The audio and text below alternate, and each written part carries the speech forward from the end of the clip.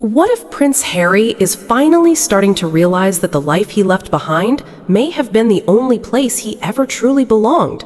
That is the question royal watchers across Britain and America have been asking after a series of quiet but deeply revealing moments involving Prince Harry, Meghan Markle, King Charles, and the increasingly complicated future of the Sussex family.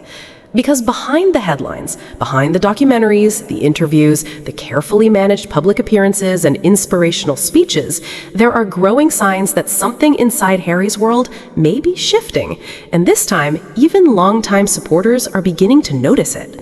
According to several royal insiders and commentators, the atmosphere surrounding Harry and Meghan's marriage has reportedly become increasingly tense over the past year. Not necessarily explosive in public, but emotionally distant in ways that are difficult to hide forever. Friends close to the couple allegedly describe two people moving in different directions, emotionally, professionally, and even personally. Harry, by many accounts, appears increasingly nostalgic for Britain, royal tradition, and family connection. Meghan, meanwhile, is said to remain focused on reinvention, media visibility, and building a powerful, independent identity outside the monarchy. And somewhere between those two very different visions lies a marriage under enormous pressure. The turning point for many observers reportedly came after Harry's recent solo appearances began stacking up one after another. New York alone, Las Vegas alone, London alone, charity meetings alone, polo events alone. At first, people dismissed it as scheduling conflicts. Now, even neutral royal commentators are beginning to ask whether the pattern means something more. One palace source allegedly described Harry recently as a man caught between regret and loyalty.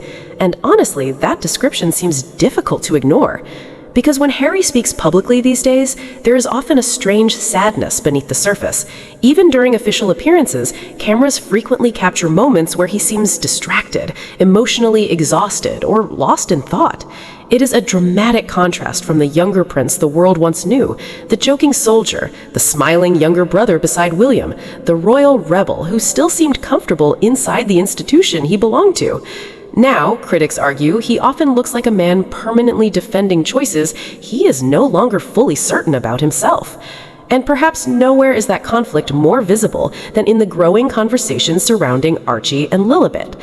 Because as the children grow older, questions of identity, heritage, and family connection become more difficult to avoid. Archie is now old enough to understand that his cousins, George, Charlotte, and Louis, are growing up inside a world he barely knows. A world that once would have been his everyday reality, too. Summer gatherings at Balmoral, Christmas traditions at Sandringham, royal ceremonies, family photographs, childhood memories shared together. Instead, Archie and Lilibet are reportedly growing up thousands of miles away in California, disconnected from much of the royal environment that shaped Harry himself. And according to multiple commentators, that reality has started affecting Harry emotionally more than ever before. One insider claimed Harry recently spent hours looking through old photographs of Princess Diana, William, and himself during childhood family holidays. He's becoming more reflective lately, the source allegedly said. That reflection, reportedly intensified after King Charles's recent health concerns, reminded Harry that time with family is not unlimited forever. For many royal watchers, this is where the story becomes less about gossip and more about something deeply human: regret. Because Harry already experienced devastating regret once before after Princess Diana's death. Over the years, he openly admitted wishing he had spent more time with her before losing the opportunity forever. Now some believe he fears history repeating itself with his father, and that fear may quietly be pulling him back toward Britain emotionally, even if public reconciliation still feels incredibly complicated. But the challenge is that not everyone around Harry appears to share the same urgency. Reports continue suggesting Meghan remains hesitant about returning to the UK for extended visits due to concerns over media scrutiny, public hostility, and intense criticism. And honestly, whether people support Meghan or not, many acknowledge that returning to Britain would place her under extraordinary pressure almost immediately. Every outfit analyzed, every expression dissected, every interaction turned into headlines. The internet would explode within minutes of her arrival. Still, critics argue that avoiding Britain entirely only deepens the divide between Harry's children and the royal family they belong to by birth. That debate has become one of the most emotional aspects of the entire Sussex saga, especially because William's children continue growing closer together within royal life, while Harry's children remain physically and emotionally distant from those experiences.